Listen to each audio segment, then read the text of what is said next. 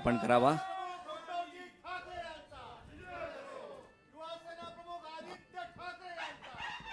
छत्रपती शिवाजी महाराज की।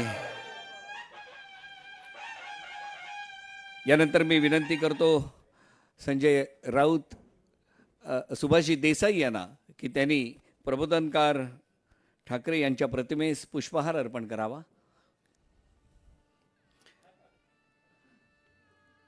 संजयजी राऊत यांना विनंती करतो वंदनीय शिवसेना प्रमुख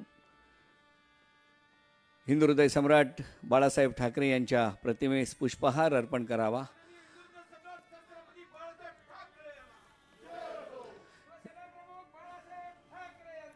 शिवसेना नेते दिवाकर रावते यांना विनंती करतो की त्यांनी स्वर्गीय महासाहेबांच्या प्रतिमेस पुष्पहार अर्पण करावा।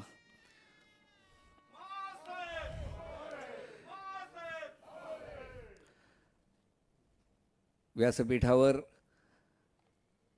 युवा सेनेचे प्रमुख शिवसेना नेते आदित्यजी ठाकरे, त्याचबरोबर सर्व सन्माननीय नेते आणि वंदनीय शिवसेना पक्षप्रमुख उद्धवसाहेब ठाकरे यांना विनंती करतो की आपल्या परंपरेप्रमाणे शस्त्रांचं पूजन करावं।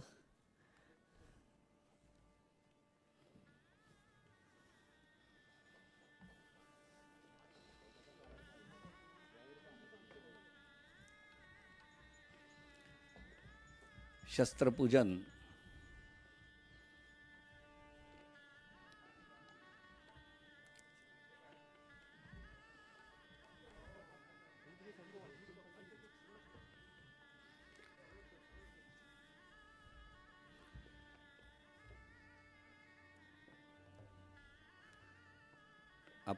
आपट्याच्या पानाचं वाटप।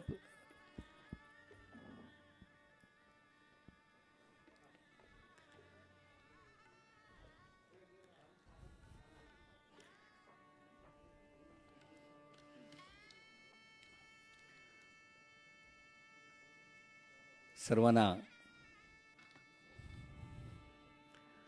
दसऱ्याच्या शुभेच्छा।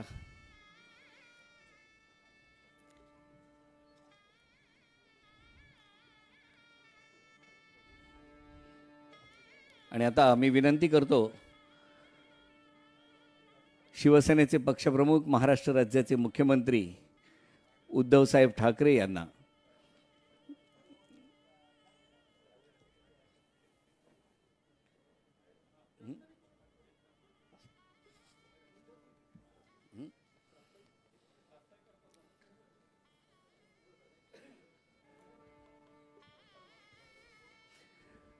शिवसेना नेते संजयजी राऊत यांना विनंती आहे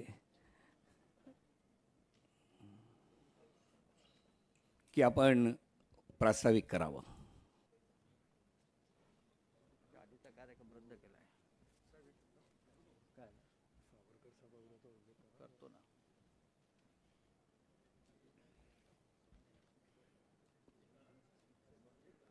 महाराष्ट्राचे काय रे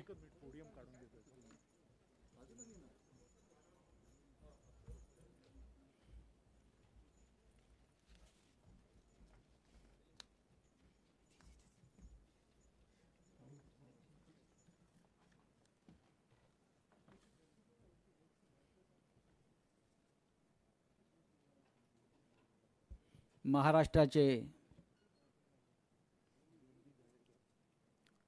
सन्माननीय मुख्यमंत्री शिवसेनेचे पक्षप्रमुख आदरणीय उद्धवजी ठाकरे, शिवसेनेचे ज्येष्ठ नेते माननीय सुभाष देसाई, माननीय आदित्य ठाकरे, माननीय दिवाकर रावते, माननीय एकनाथ शिंदे, चंद्रकांतजी खैरे, आनंदराव अडसूळ, अनंत गीते, मुंबईच्या महापौर किशोरीताई पेडणेकर, आज एका अभूतपूर्व अशा वेगळ्या परिस्थितीमध्ये शिवसेनेचा दसरा मेळावा साजरा होतो आहे. खरं म्हणजे सर्व काही सुरळीत असतं तर आजचा जो दसरा मेळावा आपला आहे हा अख्ख्या जगानं नोंद घेतली असती इतका अभूतपूर्व आणि अतिविराट झाला असता.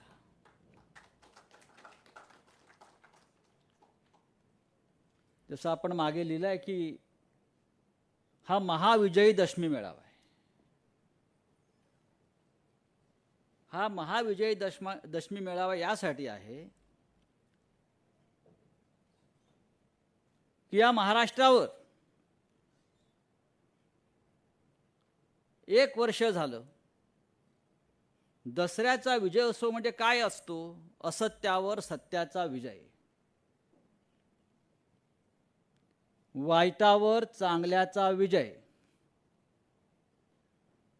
मला वाटतं गेल्या वर्षी ह्या दिवसामध्ये त्या विजयाला प्रारंभ झाला, त्या युद्धाला प्रारंभ झाला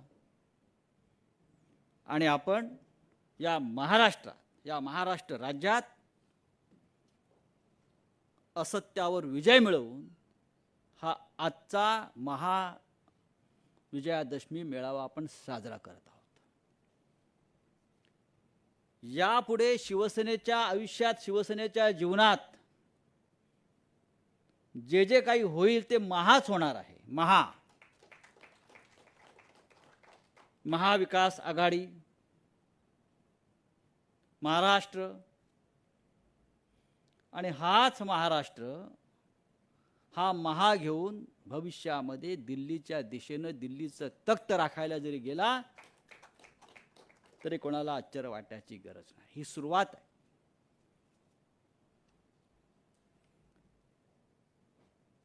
आपल्याला आठवत असेल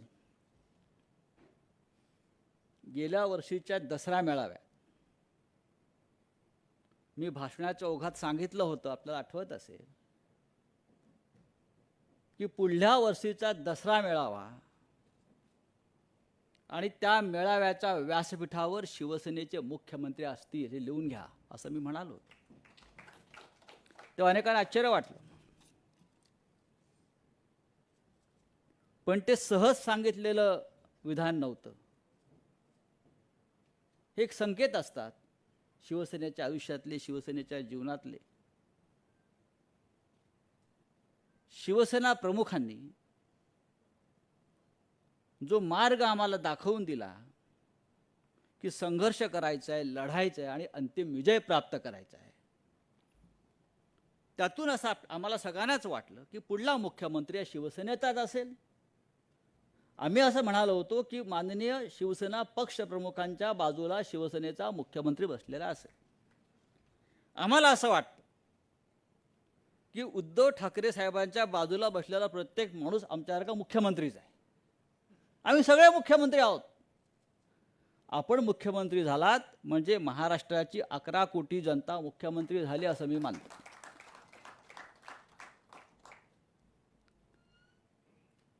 आजचा दिवस यासाठी सुद्धा ऐतिहासिक आहे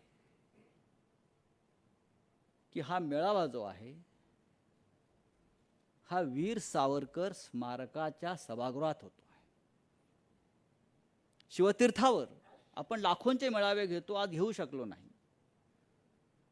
पण वीर सावरकर आणि शिवतीर्थाचं एक नातं आहे. वीर सावरकर आणि या देशाचं एक नातं आहे. वीर सावरकर आणि हिंदुत्वाचं नातं आहे आणि वीर सावरकर आणि हिंदुहृदय सम्राट शिवसेना प्रमुख बाळासाहेब ठाकरे यांचं सुद्धा एक नातं आहे. हिंदुत्वाचे धडे आम्हाला कोणाकडून घ्यायची गरज नाही असं जेव्हा मुख्यमंत्र्यांनी ठणकावून सांगितलं, त्यामागे सुद्धा वीर सावरकरांचीच प्रेरणा आहे. आम्ही अनेक वर्ष म्हणतो वीर सावरकरांना भारतरत्न द्या, आता तरी ते अजून ते दिली जात नाही. पण वीर सावरकरांनी आम्हाला जी राष्ट्रभक्ती आणि हिंदुत्व शिकवलं, त्याच मार्गावरून शिवसेना प्रमुख माननीय बाळासाहेब ठाकरे हिंदुहृदय सम्राट यांनी शिवसेना पुढे नेली आणि आज उद्धव ठाकरे साहेबसुद्धा त्याच मार्गाने आपली शिवसेना पुढे नेत आहेत. वीर सावरकरांनी सांगितलं, देह आणि देव या प्रवासामध्ये देश लागतो आणि आम्ही त्या देशाचं देणं लागतो. हा विचार शिवसेनेनं सातत्यानं पाळला की आम्ही देशाचं देणं लागतोय, आम्ही या महाराष्ट्राचं देणं लागतो. आणि हे देणं काय आहे हे गेल्या 1 वर्षापासून महाराष्ट्र राज्याचे मुख्यमंत्री देशाला दाखवून देत आहेत. या महाराष्ट्रावर जे संकट आहे, करोना असेल, वादळाचा असेल, पाऊस पाण्याचा असेल, या प्रत्येक संकटाशी लढा देताना महाराष्ट्र राज्याचे मुख्यमंत्री आणि शिवसेना पक्षप्रमुख हे कुठे डगमगलेले दिसले नाहीत. चिखलफेक झाली, आरोप झाले, टीका झाल्या, त्या कशाचीही पर्वा न करता त्यांनी 1 वर्ष हा महाराष्ट्राचा गाडा ज्या पद्धतीनं पुढे नेतायत ते, याची नोंद या देशाच्या इतिहासाच्या सुवर्णपानांवर झाल्याशिवाय राहणार नाही. एक आत्मविश्वास त्यांनी निर्माण केला महाराष्ट्राच्या मनात, मराठी माणसाच्या मनात. हा आत्मविश्वास जो आहे हा वारसा हक्कानं बाळासाहेबांकडून आमच्याकडे आला. बाळासाहेबांनी नेहमी सांगितलं की तुम्ही चांगले विचार पेरत जा, योग्य वेळेला ते उगवतील आणि तुम्हाला साथ देतील, मजबूतीने उभे राहतील. त्या विचारामध्ये एक आत्मविश्वास हा सुद्धा आहे. मी आपला फार वेळ घेणार नाही, कारण आज फार आपण कमीत कमी वेळामध्ये हा आपल्याला मेळावा आपल्याला आटपायचा आहे. पण एक सांगतो या निमित्तानं, कोणी किती प्रयत्न केले, कोणी किती कारस्थानं केली, कोणी कितीही चिखलफेक केली, तरी हे महाराष्ट्राचं सरकार, ज्याला संपूर्ण देश ठाकरे सरकार म्हणून ओळखतो आहे, हे सरकार हे 5 वर्ष पूर्ण केल्याशिवाय राहणार नाही. आणि पुढल्या 5 वर्षांनी सुद्धा आम्ही 25 वर्षाचा करार करून जनतेशी पुन्हा सत्तेवर आल्याशिवाय राहणार नाही. नवीन नवीन तारखा देत असतात. मी दिल्लीला गेलो की तिथे लोक सांगत असतात कि भाई वो मुंबई में फलाना फलाना जो लीडर है बीजेपी का 200 करोड़ मुंबई में पहुंच गए हैं सरकार पाडण्यासाठी. म्हणलं 200 करोड फारच कमी आकडा आहे मुंबईमध्ये हे सरकार पाडण्यासाठी. तुम्ही आमची इज्जत कशा करता काढताय? तुम्ही असे 2000 कोटी 5000 कोटी जे तुम्हाला शोभतील त्या आकडे तुम्ही सांगा आम्हाला. 200 कोटी वगैरे काय, हे नगरपालिकेच्या आकडे तुमच्यासाठी म्हटलं.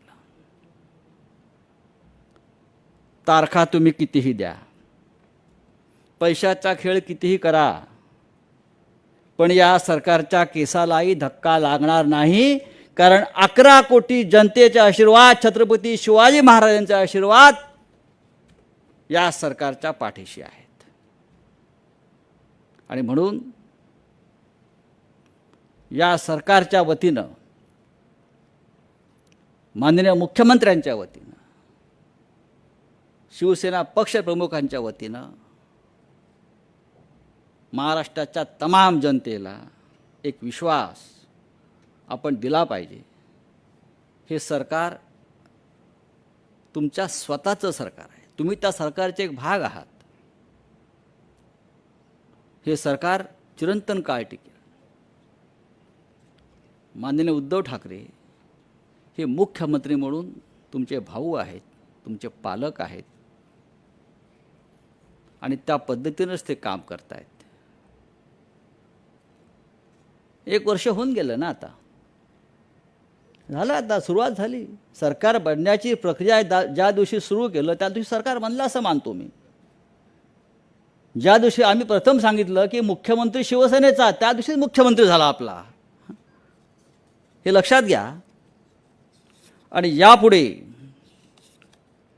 मी जे सांगतो आपल्याला की या जे आपण नेहमी म्हणतो सेनापती बापट यांचं, महाराष्ट्र मेला तरी राष्ट्र मेले, मराठा विना राष्ट्र गाडा न चाले, खरा वीर वैरी पराधीनतेचा, महाराष्ट्र आधार या भारताचा. भविष्यात कळेल या राष्ट्राचं नेतृत्व महाराष्ट्रच करणार आहे. ते कोण आणि कसं करणार हे सुद्धा आम्हाला लवकरच सांगावं लागेल. आज या सभागृहामध्ये खुर्च्या रिकाम्या दिसत आहेत, पण खुर्च्या टाळ्या वाजवत आहेत. 50 लोकांनाच आपण बोलवलं आहे, पण संपूर्ण महाराष्ट्रामध्ये 3 कोटी लोक आज हा सोहळा पाहणार आहेत. आणि 50 म्हणजे कमी नाही. एक शिवसैनिक म्हणजे लाख शिवसैनिक. जसं एक मराठा लाख मराठा आहे, आपण मराठी लोक आहोत सगळे. मी पुन्हा एकदा या दसरा मेळाव्यानिमित्त तमाम शिवसैनिकांना, मराठी माणसांना, ज्यांना ज्यांना शिवसेनेविषयी, माननीय उद्धव साहेबांविषयी, ठाकरे कुटुंबाविषयी आस्था, प्रेम, ममत्व आहे, त्या प्रत्येकाला शुभेच्छा देतो. मी या व्यासपीठावरून अत्यंत मनमोकळेपणानं या राज्याचे विरोधी पक्षनेते, कार्यक्षम विरोधी पक्षनेते देवेंद्र फडणवीस, ज्यांना करोनाची लागण झाली आहे, त्यांच्यासुद्धा प्रकृतीस लवकर आराम पडावा आणि त्यांनी पुन्हा एकदा या महाराष्ट्राच्या सेवेत रुजू व्हावं अशा शुभेच्छा व्यक्त करतो. कारण शेवटी असं आहे की समोर पेहलवान पाहिजे ना, आणि तो मजबूत पाहिजे, तरच लढायला खेळायला मजा येते. आम्ही कधीही रडीचा डाव खेळत नाही, आम्ही कधीही बॅकस्टॅबिंग करत नाही, आम्ही समोरून वार करतो. हा इतिहास आहे. ही शिकवण छत्रपती शिवाजी महाराज आणि बाळासाहेब ठाकरेंनी आम्हाला दिली आहे. इतकंच मी सांगतो आणि तूर्त आपली रजा घेतो. जय हिंद, जय महाराष्ट्र. धन्यवाद राऊत साहेब. आणि साऱ्या देशाचं लक्ष या दसरा मेळाव्याकडे लागलेलं असतं, कारण शिवसेनेचे पक्षप्रमुख कोणता विचार देणार, आणि त्याचबरोबर घराघरातून आज सर्व शिवसैनिक त्या क्षणाची वाट पाहत आहेत. आज शिवसेनेचे पक्षप्रमुख आणि महाराष्ट्र राज्याचे मुख्यमंत्री उद्धवसाहेब ठाकरे यांना विनंती करतो की त्यांनी आज या दसरा मेळाव्याला आम्हाला सर्वांना मार्गदर्शन करावे.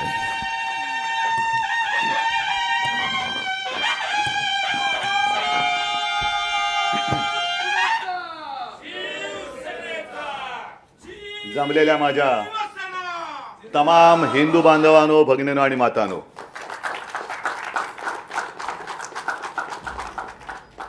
आज महाविजयादशमी आहे. त्यानिमित्ताने दसऱ्याच्या तर शुभेच्छा आहेच, पण मगाशी नंदेशनी एक मराठी मातीत काय तेज असतं आणि शाहिराची काय ताकद असते ती ताकद दाखवली. आज धम्मचक्र परिवर्तन दिन पण आहे, त्याच्याही बद्दल शुभेच्छा देतो. संजय, आत्ता आपण बोलत होतात की जवळपास 1 वर्ष झालंच. पुढच्या वर्षी म्हणजे पुढच्या महिन्यात 1 वर्ष होतच आहे. तारीख पे तारीख देत आहेत, देऊ द्यात. मी ज्या वेळेला सुरुवात केली मुख्यमंत्री पदी बसून कारभाराला, त्या दिवसापासून अनेक जण स्वप्न बघतात की सरकार पडेल, सरकार पडेल, सरकार पाडू. आणि तेव्हा दिलेलं आव्हान मी आज सुद्धा देते, हिम्मत असेल तर सरकार पाडून दाखवा. आम्ही तुमच्यासारखे गुळाच्या ढेपेला चिकटणारे मुंगळे नाहीत, पण जर वाटेला जाल तर मुंगळा कसा डसतो ते सुद्धा तुम्हाला दाखवल्याशिवाय राहणार नाही. एका वेगळ्या परिस्थितीमध्ये हा मेळावा आपण घेतो आहोत. 50च लोक आहेत. सभागृह मुद्दामून भरलेलं नाही ना, तर शिवाजी पार्क जिकडे अपुरं पडतं तिकडे सभागृहाची काय कथा. सभागृह ओसंडून कधीच आणि मेळावा शिवसेनेचा सभागृहात होतच नाही. पण नियम आपणच केलेले आहेत आणि आपण नियम केल्यानंतर आपण कसे तोडायचे. आजचा हा दसरा मेळावा मी मुख्यमंत्री आपल्या सर्वांच्या आशीर्वादाने झाल्यानंतर पहिला दसरा मेळावा आहे. आणि या मेळाव्यामध्ये खरं म्हणजे महाराष्ट्राच्या कानाकोपऱ्यातून जो तुफान महासागर लोटला असता तो तुफान महासागर त्याला भरती येते. पण मला खात्री आहे की त्या लाटा इथपर्यंत आलेल्या नसल्या तरी तो महाराष्ट्रामध्ये महासागर उचंबळून उसळून आजचा हा सोहळा आपला बघतोय. मला पहिला दसरा मेळावा आठवला. माझ्या आजोबांचं भाषण आठवलं, प्रबोधनकारांचं भाषण. आणि त्या भाषणामध्ये ते म्हणाले होते की महाराष्ट्र हा काही लेच्यापेचांचा प्रदेश नाहीये, लेच्यापेचांचा देश नाहीये, ही वाघाची अवलाद आहे. आणि त्याला जर का डिवचलं तर काय होतं याचे इतिहासात दाखले आहेत. भविष्यात पाहायचे असतील तर पाहायला मिळतील. तोच हा महाराष्ट्र आहे. आणि त्या महाराष्ट्राचा मी आपल्या सगळ्यांच्या आशीर्वादाने मुख्यमंत्री आहे. आज देखील छत्रपतींचा हा महाराष्ट्र जो महाराष्ट्राच्या हिताच्या आड येईल त्याला आडवा करून त्याच्या छाताडावरती गुढी पाडवा करण्याची ताकद आणि हिंमत घेऊन पुढे जाणारा महाराष्ट्र. येऊनच बघा तुम्ही. नेहमीप्रमाणे त्यावेळेला शिवसेना प्रमुखांचं भाषण हे असायचंच. तेच घेत घेत ते विचारांचं सोनं अजूनही आपल्या हृदयामध्ये आहे आणि तेच विचारांचं सोनं घेऊन आपण पुढे चाललेलो. पण प्रत्येक दसऱ्या मेळाव्याला नेहमी बातम्या यायच्या की आज शिवसेना प्रमुख काय म्हणणार. तसंच आज पण आलंय. उद्धव ठाकरे काय बोलणार, कोणाला टार्गेट करणार. हा दसरा मेळावा म्हणजे काही टार्गेटपणा नाही आहे कोणालाही टार्गेट करायला. पण काही जणांना काय होतं की सध्या करोना जोरात आहे, बिहारमध्ये मोफत लस देणार आहेत. पण आपल्याकडे काही जणांना दरवर्षी लस इंजेक्शन देण्याची गरज असते. काही जणांना इंजेक्शनही माणसाची चालत नाहीत, त्यांना गुराढोरांची इंजेक्शने द्यावी लागतात. आणि काही जण तर अशी बेडकं असतात, म्हणजे तुम्हाला माहिती आहे सध्या एक बेडूक आणि त्याची 2 पोरं, या पक्षातून त्या पक्षात, त्या पक्षातून त्या पक्षात. आणि मी लहान असताना एक गोष्ट किंवा कविता किंवा गाणं काहीतरी होतं, बेडकीच्या पिल्लाने बैल पाहिला. तसं या बेडकाच्या पिल्लाने वाघ पाहिला आणि वाघाची डरकाळी ऐकली. मग जाऊन बाबाला सांगितलं आणि बाप आवाज काढतोय पण असा चिरका आणि किरका आवाज येतोय, तो बेडूक कसा काय वाघ होऊ शकेल. होऊ शकत नाही. तर ही अशी काही सगळी जी काय लोक आहेत त्यांचं नाही म्हटलं तरी थोडाफार एक समाचार घेणं गरजेचं आहे. मी गेले वर्ष मुख्यमंत्रीपदाला होत आलं पण 6 महिने फेसबुक लाईव्हच्या माध्यमातून आपल्या सर्वांशी संवाद साधतोय. आणि त्याही वेळेला मी म्हटलं होतं की शक्यतोवर मी फेसबुक लाईव्ह करत असताना मी माझ्या महाराष्ट्राच्या कुटुंबियांशी बोलत असतो. आज माझं शिवसेनेचं कुटुंब आणि महाराष्ट्राचं कुटुंब एकत्र होऊन माझे शब्द ऐकतायत. पण तेव्हा एकदा मी असं बोललो होतो की मुख्यमंत्रीपदाचा मास्क बाजूला ठेवून जसा आज तो ठेवलेला आहे, मी एक ना एक दिवस आपल्याशी बोलेन. आणि म्हणून कदाचित जर इकडचा शब्द तिकडे गेला तर मुख्यमंत्री असं म्हणतात, मुख्यमंत्र्यांना शोभतं का, तर मुख्यमंत्री आणि शिवसेना पक्षप्रमुख असं थोडंसं एक संमिश्र भाषण मी करण्याचा प्रयत्न करतोय. संयम, मला संयमाचं महत्त्व माहिती आहे, कारण संयमातला स गेला तर यम राहतो. तो कोणाच्या नशिबी जाईल तो जाऊ देत. पण माझा प्रयत्न असा राहणार आहे की शक्यतोवर संयमाने बोलायचं. मगाशी हे सगळे मुद्दे आपल्या लोकांच्या डोक्यामध्ये घोळतातच आहेत. हे यांना बोलायचं करी. एवढं सगळं होतंय, टीका होते, टिप्पणी होते, चारित्र्यहनन, खोटे नाटे आरोप, आळ घेतले जात आहेत. पण शिवसेना गप्प कशी. मी त्या सर्वांना सांगतो की हे सगळे जे मर्द शिवसैनिक आहेत, शिवसेना प्रमुखांचे मर्द, त्यांच्या विचाराने टक्कर देणारे शिवसैनिक हे केवळ आणि केवळ मी शिवसेना प्रमुखांचा सुपुत्र म्हणून माझं ऐकतायत. हे माझं नाही, तुमचं नशीब समजा. कारण जर का त्याने ऐकलं नसतं आणि ते शांत राहिले नसते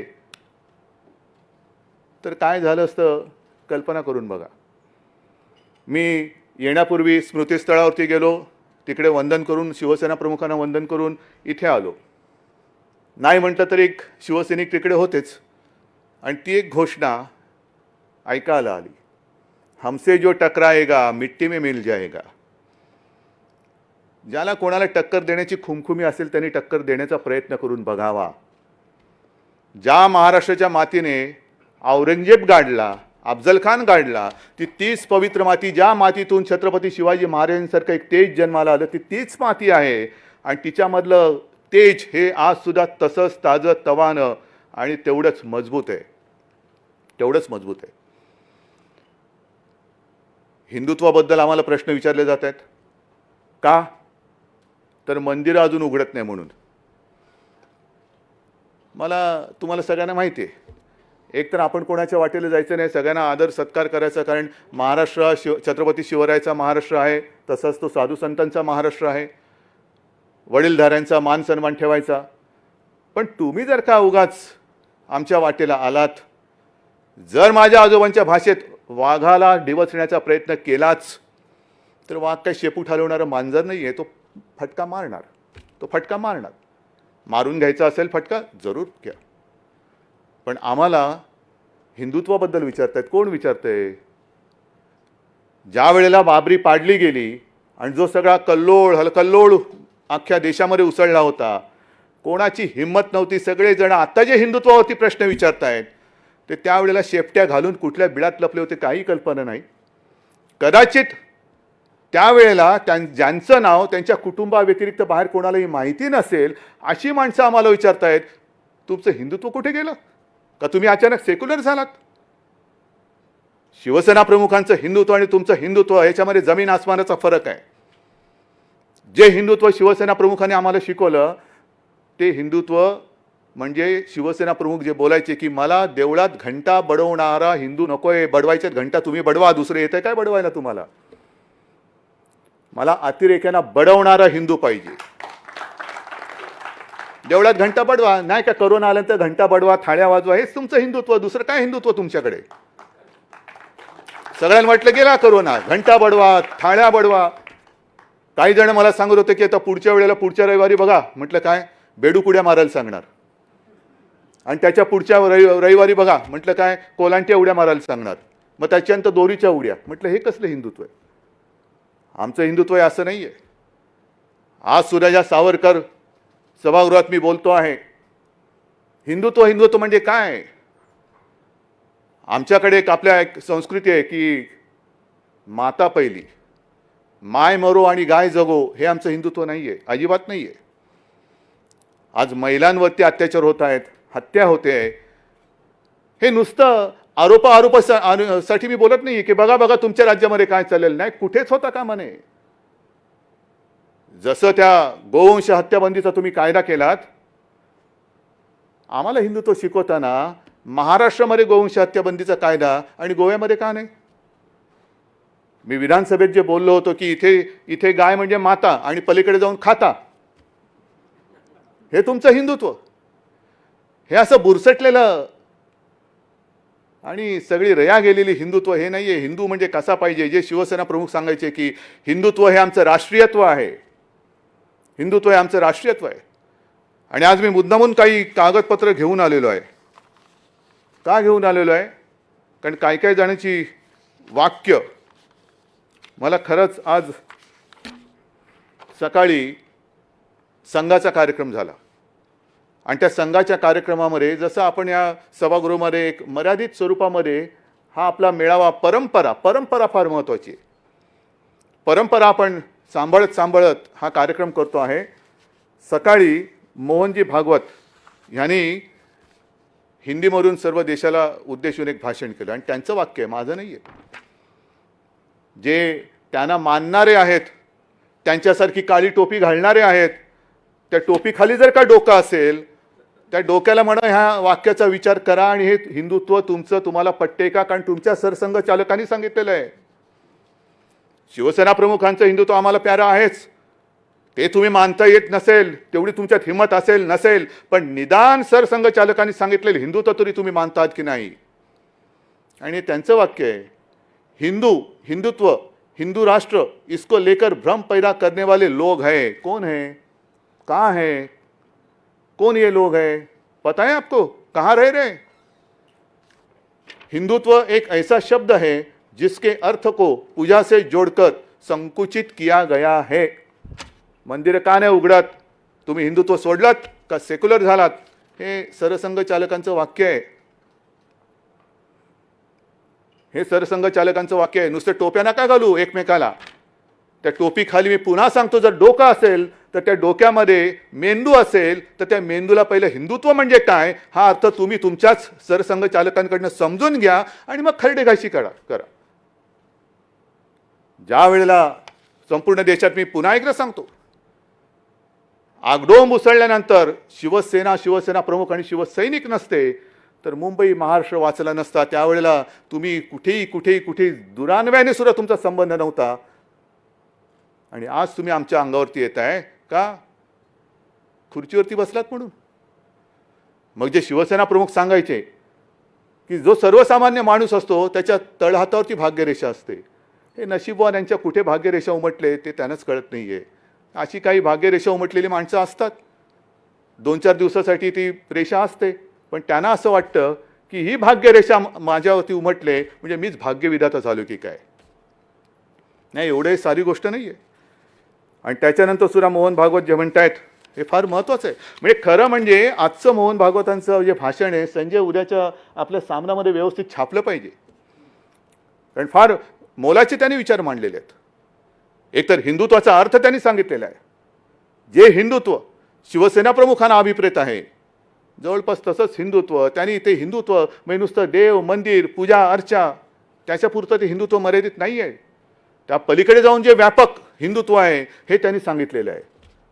आणि त्याच्यानंतर त्यांनी सगळ्या राजकारण्यांबद्दल जे बोललेलं आहे हे सुद्धा त्यांच्याच जी राजकीय शाखा आहे, संघाची जी राजकीय शाखा आहे त्या राजकीय शाखेनेही ह्याच्यावरती विचार करण्याची गरज आहे.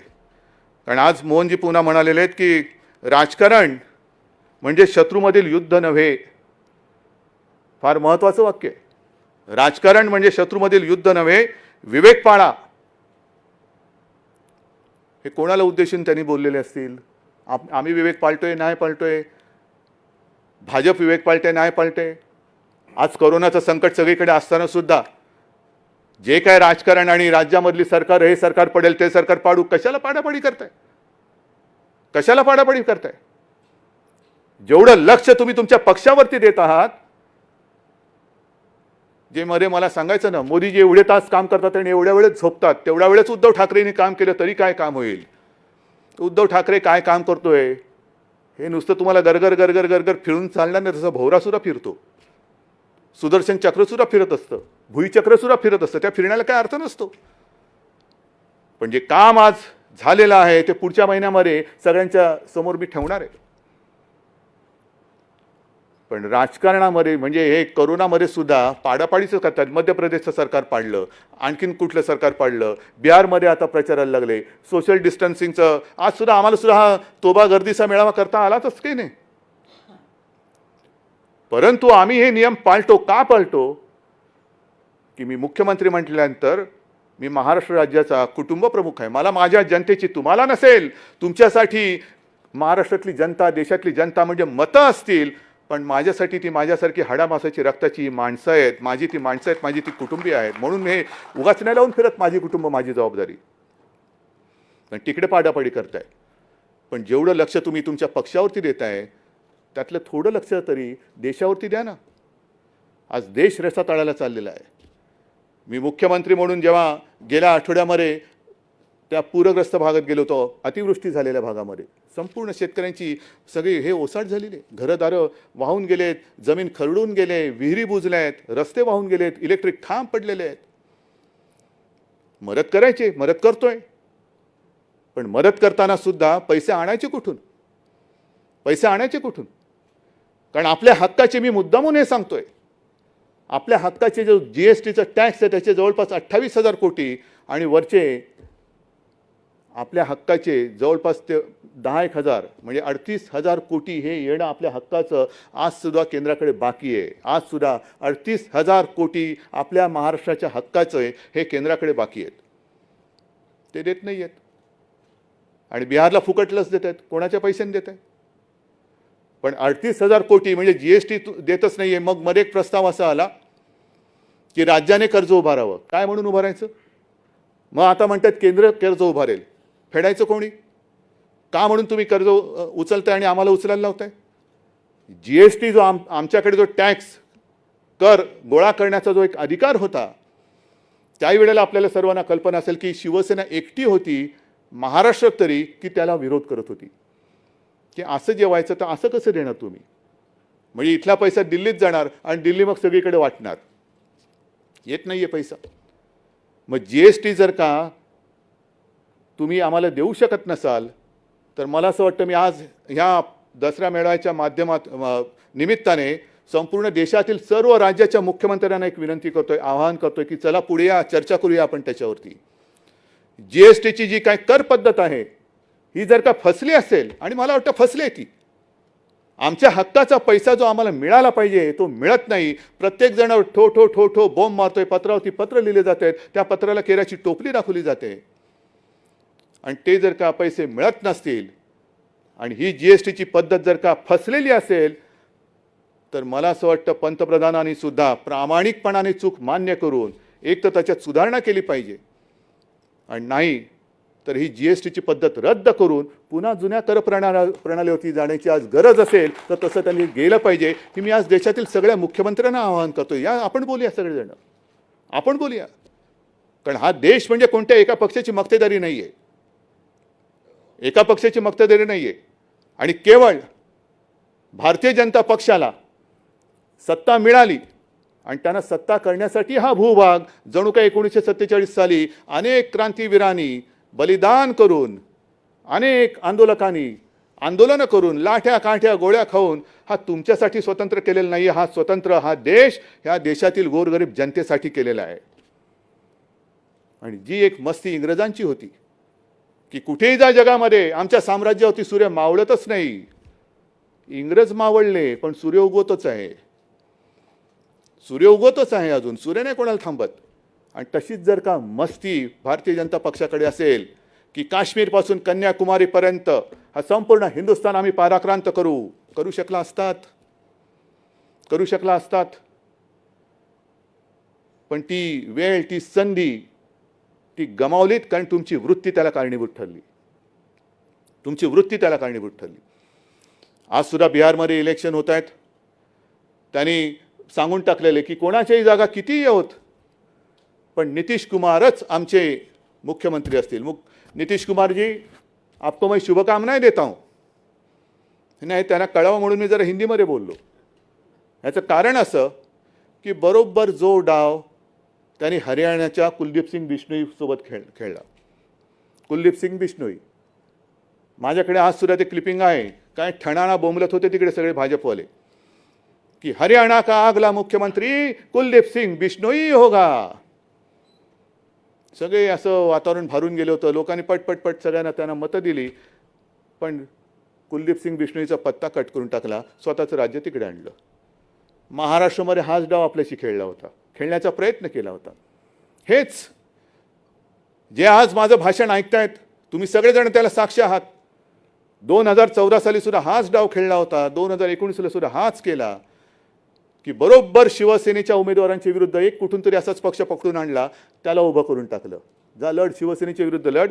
मोदी से बैर नाही, नितीश तेरी खैर नाही. म्हणजे सरळ युती नाही करायची, पडद्यामागून सगळं करायचं, बंद दाराआड सगळं करायचं. आपल्याबरोबर शिवसेनेबरोबर तोच डाव केला.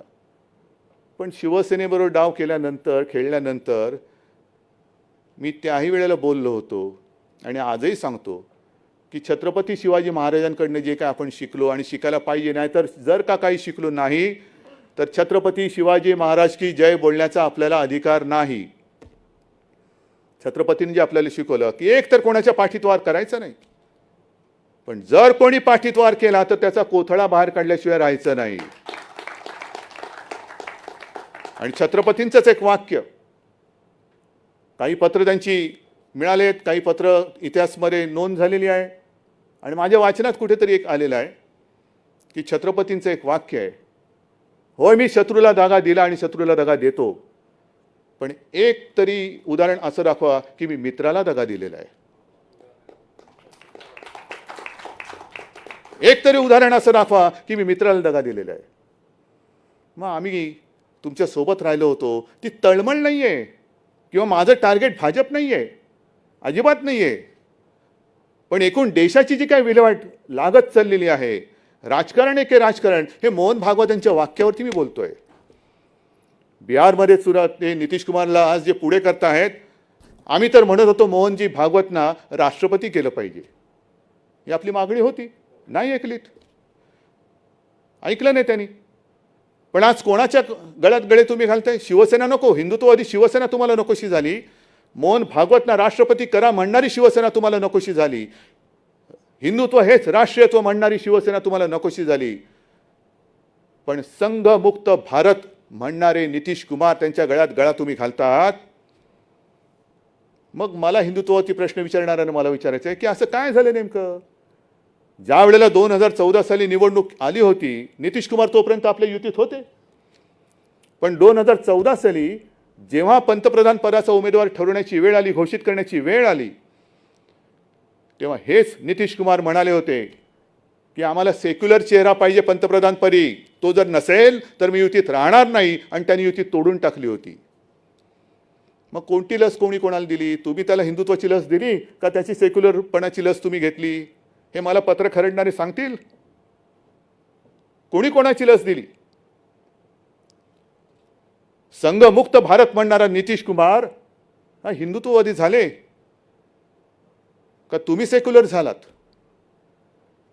आणि जर तुम्ही म्हणत असाल की जागा कोणाच्या किती जरी आल्या तरी नितीश कुमारच मुख्यमंत्री, ठीक आहे, निवडणुकीनंतर कोरोनाची लस सगळ्यांना बिहारमध्ये फुकट देणार, मग आमचा बाकीचा देश जो काय आहे तो काय बांगलादेश आहे की पाकिस्तान आहे का कझाकिस्तान आहे? लाज वाटली पाहिजे खरं म्हणजे अशा लोकांना कारभार करण्याची त्यांची लायकी नाही आहे, जे देशामध्ये जर असं विभाजन करत असेल की यांना फुकट आणि तुम्हाला विकत. केंद्र सरकार तुम्ही आहात, मायबाप तुम्ही आहात. मी आज कुठेतरी एक ते दानवेंचं वाक्य ऐकलं, त्याच्यानंतर ते दिसलं नाही. जे आम्ही बोललो, का नाही बोलायचं? जीएसटीचे पैसे येत नसतील, इतर हक्काचे पैसे येत नसतील, केंद्राकडे जून महिन्यापासून आपण आपत्तीग्रस्तांसाठी जे जे पैसे मागितलेले आहेत त्यातला एक सुद्धा नया पैसा आलेला नाही, एक छराम आलेला नाही आहे. मग मागायचे नाहीत पैसे? मग दानवे म्हणाले लग्न तुम्ही केलं आणि पैसे बापाकडे मागता. दानवेजी बाप तुमचा असेल, माझा बाप इकडे आहे, माझा बाप इकडे आहे आणि तो माझ्या सोबत आहे, कधी कधी माझ्या शरीरात असेल, कधी माझ्या विचारात असेल, पण मला भाडोत्री बाप कोणाला स्वीकारण्याची माझी तयारी नाही. ते भाडोत्री बाप तुमचे तुम्हाला लख लाभो, पण माझे आई बाप सगळे माझ्या या मातीमध्ये आणि माझ्या सोबत आहेत. पण का पैसे मागायचे नाहीत? लग्न आम्ही केलं, जरूर केलं, पण लग्न करताना बाप तर सोडा हो, आहेराची पाकिट ज्याला देत होतो ना, तो आहेर घेऊन पळालेला आहे. मोजतो म्हणाले, मोजतो आणि मोजून देतो, मोजतच बसलाय. खाल्ले की काय खाल्ले देव जाणे. पण आहेराची पाकिटं पळवणारे तुमचे जर का बाप असतील तर ते तुम्हाला लख लाभो. माझे आईबाप हे इकडेच आहेत. हे सगळं मी तुम्हाला बोलतोय कारण हे गेल्या काही महिन्यातलं दाटून साठून सगळं आलेलं आहे. आज आपण विजयादशमी करतो, रामाने रावणाचा वध केला, आपण एक सिंबॉलिक रावणाचा वध करतो. 10 तोंडाचा रावण, अनेक तोंड आहेत. हे 10 तोंडाचा रावण 10 तोंडांनी महाराष्ट्रावरती आलेला आहे. एक तोंड म्हणते रावणाचं, रावण की मुंबई हा पाकव्याप्त काश्मीर झालेला आहे. मुंबई पाकव्याप्त काश्मीर, पाकव्याप्त काश्मीर सोडून द्या. कारण मला वाटतं जर मी विसरलो नसेन तर मोदींनी आपल्याला सांगितलं होतं 2014 साली की पाकव्याप्त काश्मीर मी भारतात आणल्याशिवाय राहणार नाही. बोलले होते ना. पाकव्याप्त काश्मीर लांब राहिलं. आपल्या भारताचा जो काश्मीर आहे तिकडे ज्यांना मुंबई हे पाकव्याप्त काश्मीर वाटते त्यांना म्हणा अनधिकृत सोडून द्या. 370 कलम काढलेला आहे. पण अधिकृत तरी 1 इंच जमीन आज तरी जाऊन तुम्ही घेऊन दाखवा, आज तरी जाऊन घेऊन दाखवा तुम्ही, आणि मग आमच्या अंगावरती या. घरी खायला मिळत नाही म्हणून मुंबईमध्ये यायचं आणि वरती दाखवायचं की आम्ही कष्ट केलेले आहेत. मुंबई महाराष्ट्राचं मीठ खायचं आणि नमक हरामी करायची, ही असली सगळी रावणी अवलाद. महाराष्ट्राची बदनामी कशासाठी करायची? ह्याचं कारण करोनाचं संकट असताना सुद्धा जवळपास 16,000 कोटी, त्यातले 2 चिनी कंपन्या बाहेर काढा. येत्या 8-15 दिवसामध्ये आणखीन काही हजार कोटीचे सामंजस्य करार आपण करतो आहोत. महाराष्ट्रामध्ये चहूबाजूने उद्योजक येऊ इच्छित आहेत, त्यांना आपण आमंत्रण देतोय. काय केलं शिवसेनेने? मराठी माणसाला वडापाव दिला. हो दिला. भीक मागून खायचं नाही, जे खाशील ते हक्काने खा, मेहनतीचं खा, हा त्याचा मागचा संदेश होता. आणि आज सुद्धा जे हजारो कोटींचे आपण MOU केलेले आहेत, काय झालं MOUचं? पहिल्या सरकारच्या काळात पण झालेले होते, पण आपण जे MOU मला वाटतं जून-जुलैमध्ये केले होते, बहुतेक सगळ्या उद्योजकांना आपण जमिनी दिलेल्या आहेत. त्यांच्या बहुतेक सगळ्या उद्योजकांच्या अटीतटी शर्ती काढून त्यांनी नाही म्हटलं तरी एक सुरुवात केलेली आहे. हे शिवसेना करते, महाविकास आघाडीचं सरकार करते. हजारो कोटीचे MOUs म्हणजे हजारो कोटीची गुंतवणूक ह्या आपल्या महाराष्ट्रामध्ये येते. ही महाराष्ट्रामध्ये येते कोणासाठी येते? या भूमिपुत्रांसाठी येते. म्हणून आज मी हे सुद्धा आवाहन करतोय, सगळ्यांना विनंती करतोय, भूमिपुत्रांना आवाहन करतोय की हे सगळं आम्ही करतोय, आम्ही तुमच्यासाठी करतो आहोत. जे जे उद्योग येतील ते जाहीर केले जात आहेत, जाहीर केले जातील, पण तिथे ज्या ज्या पद्धतीचे कुशल अकुशल जी काही काम करणारी माणसं लागतील, ती मला या अस्सल मराठी मातीतलीच पाहिजे. तुमच्यासाठी आम्ही हे करतो आहोत. नुसतं बोलून थांबत नाही आहोत, तर हे करतो आहोत. पण मग इतरांची पोटदुखी सुरू झाली की महाराष्ट्र हे करतोय, आम्ही का नाही करू शकत? तर तुमचं नशीब आहे, आम्ही काय करू त्याला? पण महाराष्ट्रामध्ये या संकटाच्या काळात सुद्धा उद्योगधंदे येत असताना महाराष्ट्र पुढे जातो आहे, म्हणून महाराष्ट्राची बदनामी केली जाते. महाराष्ट्रामध्ये जणू काही कायदा सुव्यवस्था अस्तित्वात नाहीच आहे.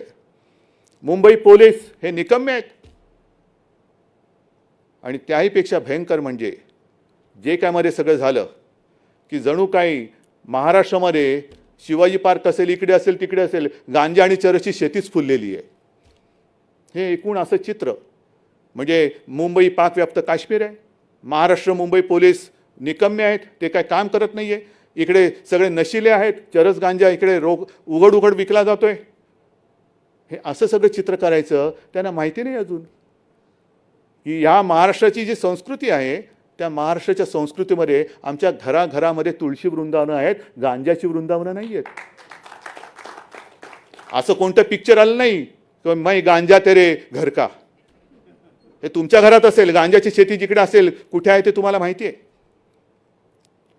पण एकूण महाराष्ट्राची वाट लागलेली आहे. कायदा सुव्यवस्था नाही, सगळे नशिली लोक आहेत, पोलीस नाहीत, हे नाही, पाकव्याप्त काश्मीर झाले. एवढी बरबादी करून टाकायची आणि ती सुद्धा पोलिसांची मानहानी मी का सहन करू?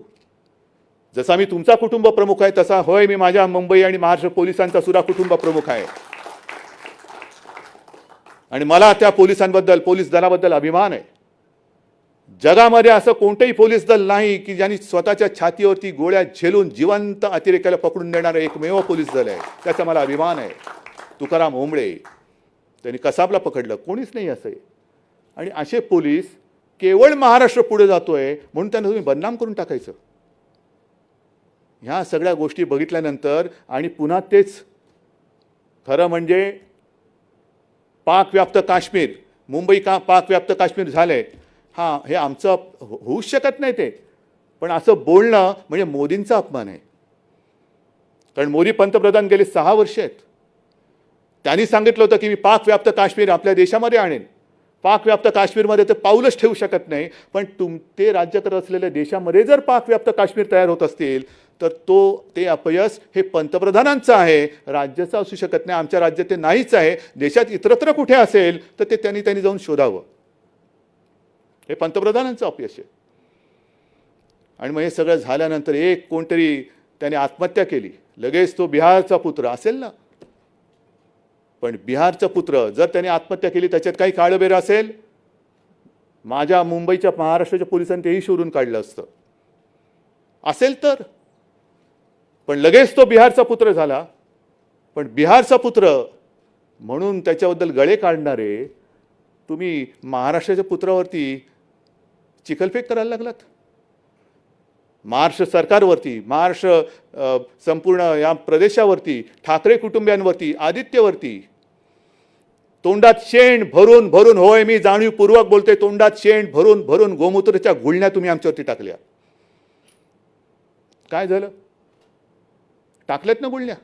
आता तेच शेण भरलं तोंड आणि गोमूत्राने भरलेलं तोंड ते गिळा आणि ढेकर देऊन गप्प बसा. कारण इकडे तुम्ही आमचं काही वाकडं करू शकत नाही, कारण आम्ही हाताने स्वच्छ आहोत. पापी वृत्तीचे आम्ही माणसं इकडे नाही आहोत.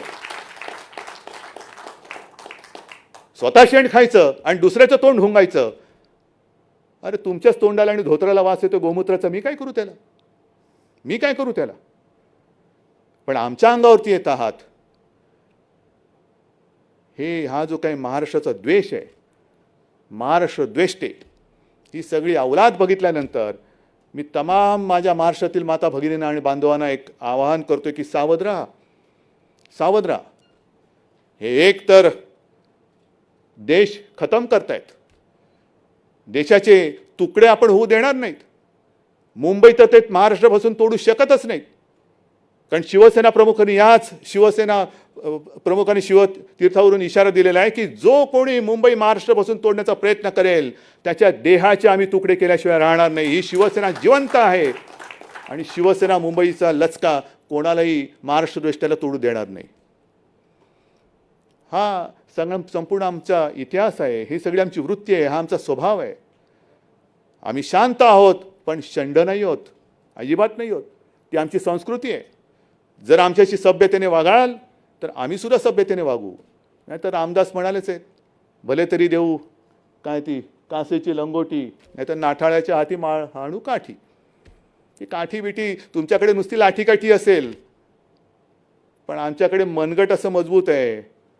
तलवारीने युद्ध जिंकलं जातं, पण तलवार पकडायला मनगट मजबूत असतं. ते मनगट आमच्या शिवसैनिकांमध्ये आहे आणि या महाराष्ट्रातल्या छत्रपतींच्या मर्द मराठी माणसामध्ये. बोलण्यासारखं खूप आहे, सांगण्यासारखं खूप आहे, पण हे सांगत सांगत सांगत सगळं गेलं तर ह्यांचे सगळे जे काही कोण किती म्हणजे पापामागून पाप ही उघडी पडायला लागतील. जो काही कारभार आम्ही करतो आहोत तो तुमच्या सगळ्यांच्या हितासाठी आणि तुमच्या सगळ्यांच्या आशीर्वादाने करतोय. पण भारतीय जनता पक्ष जे काय करतं आहे, अरे निदान या मातीशी तरी आणि तुमच्या मातेशी तरी इमान ठेवा ना. मित्रपक्षाची ठेवू नका. पण ज्या मातीत तुम्ही जन्माला आलात आणि जर आम्ही महाराष्ट्राच्या हिताचा निर्णय घेतला असेल तर अगदी फटाके नका वाजू, पण निदान खोटं तरी बोलू नका. एक निर्णय जो आपण घेतला तो म्हणजे आर्याचं जंगल वाचवण्याचा. जवळपास 808 एकर, हे असं उदाहरण संपूर्ण जगात दुसरीकडे कुठे नसेल.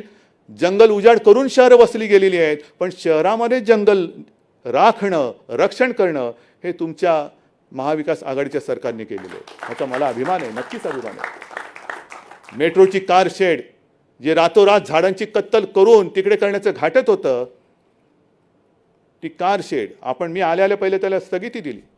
स्थगिती दिल्यानंतर अभ्यास झाला. आता अभ्यास किती काळ करायचा? तुमचं सरकार गेलं तरी तुमचा अभ्यास होत नाही, त्याला मी काय करू? तुमची शिकवणी नीट लावा. मी कशाला सांगू तुम्हाला कोण टीचर पाहिजे? पण आपण ती जी कार शेड आहे ती आता कांजूर मार्गला नेतोय. नगरविकास मंत्री इकडे बसलेले आहेत. एक नया रुपया खर्च न करता सरकारची जमीन, त्याच्यावरती कोणतेही लिटिगेशन नाही, काही नाही. ती जमीन आपण मेट्रोसाठी घेतलेली आहे. आणि ही मेट्रो मग किती पैसा वाया गेला हा कोण देणार? कोणताही पैसा वाया गेलेला नाही, अजिबात नाही. त्या बरोबर लाईन ज्या आहेत, मेट्रो 3 असेल, 6 असेल, आणखीन काय असेल, ह्याच्या पुढे जाऊन सांगतो की तिकडे जो काय जी कार शेड होणार आहे, ती कार शेड तिकडे झाल्यानंतर केवळ कांजूर मार्गपुरती नाही, आरेपुरती नाही, तर पुढे कल्याण डोंबिवलीपर्यंत तो जो मार्ग जाणार आहे त्याच्यासाठी ती कार शेड तिकडे होणार आहे. हे करायचं नाही, पण केल्यानंतर सुद्धा असं काही ठो बोंबलायचं की जणू काही आम्ही मोठंच काहीतरी घोडं मारलंय आणि काय सांगलं म्हणाले, विलासी राजा आणि त्याची अहंकारी मुलं. ठीक आहे ना, मग मी असं म्हटलं तर अहंकारी राजा आणि कळसूत्री बाहुल्या, हे नुसतं असं फिरवत बसायचं. बोट वर केलं की यांची टांगवर होते, हे बोट वर केलं की हात वर होतो, हे दुसरं बोट केलं की दोन्ही टांगावरती होतात. आता काय काय वर तुमचं काय वरनं काय करतील दोरीवरनं, मला काय माहिती तुमच्या वरच्या जोडीला तुमचं कोणते कोणते अवयव जोडले गेलेत. पण ही कळसूत्री बाहुल्यांचा खेळ आता महाराष्ट्राने संपवलेला आहे आणि यापुढे महाराष्ट्रामध्ये कळसूत्री बाहुल्यांचा खेळ होणार नाही. इकडे मर्द मावळ्यांचंच सरकार येणार आहे, मर्द मावळ्यांचं सरकार येणार. आणि म्हणून बांधवांनो आणि भगिनीनो, मी मगाशी म्हटलं की बऱ्याच काही गोष्टी घेऊन आलेलो आहे, पण सगळ्या गोष्टी सांगत बसण्यात तसं काय मला वाटतं उगाचच वेळ काढण्यात काय अर्थ नाही आहे. पण एकूण एकच गोष्ट महत्त्वाची जी सांगतो की जे काही चाललेलं आहे संपूर्ण देशात हे फार विचित्र चाललेलं आहे. करोनाचं संकट आहेच, जगभरामध्ये संपूर्ण अर्थव्यवस्था ही खिळखिळी झालेली आहे आणि अशा या परिस्थितीमध्ये देशाच्या अर्थव्यवस्थेकडे लक्ष न देता केवळ सरकार पाडापाडी करण्यामध्ये जर भारतीय जनता पक्षाला रस असेल तर मला असं वाटतं अराजकाला आपण आमंत्रण देतो आहोत, अराजकाला आमंत्रण देतो आहोत. जे मी येताना बघत होतो कुठल्या तरी एका देशामध्ये धान्याची कोठारं फोडली जात आहेत. कारभार कसा करावा, आपण नेते आहोत, तुम्ही नेते आहात. ज्या वेळेला मला आठवतंय जून जुलैच्या सुमारास माननीय पंतप्रधानांनी एक व्हिडिओ कॉन्फरन्स घेतली आणि देशातील सर्व प्रमुख राजकीय पक्षांच्या नेत्यांना प्रमुखांना त्यांनी व्हिडिओ कॉन्फरन्सच्या माध्यमातून विचारलं होतं की चीन हा पुढे सरकतोय, काय करायचं.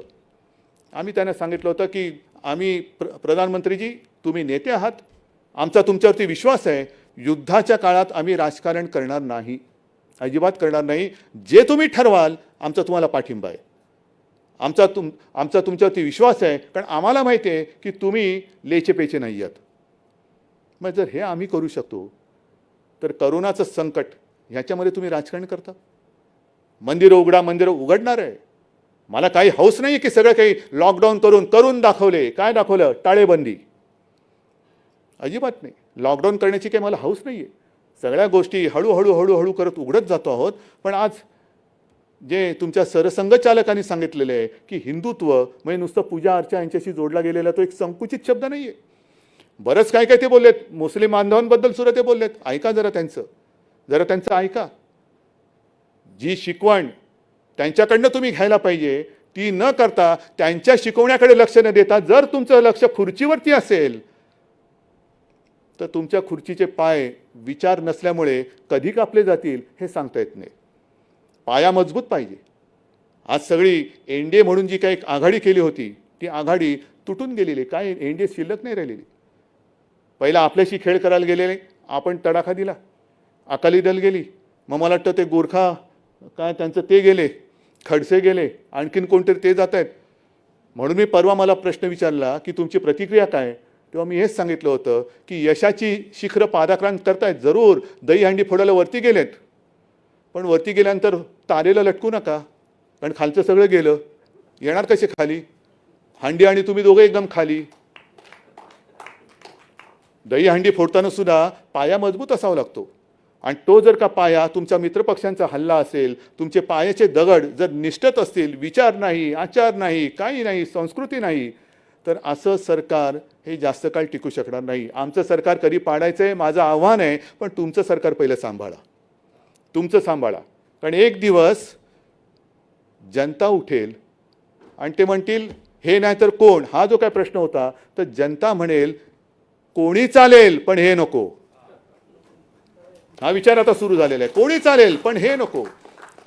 आणि म्हणून मी बिहारच्या जनतेला सुद्धा एक सांगतोय की डोळे उघडून मतदान करा. मी कोणाला करा मला माहिती नाही, ते तुमचं तुम्ही बघा. पण हे जे काही यांचे छक्के पंजे चालतात त्याला बळी न पडता तुम्ही मतदान करा. आणि महाराष्ट्रामध्ये सुद्धा, कारण मध्ये काय होतं, काय आलं रे, तर त्याला आत घेऊन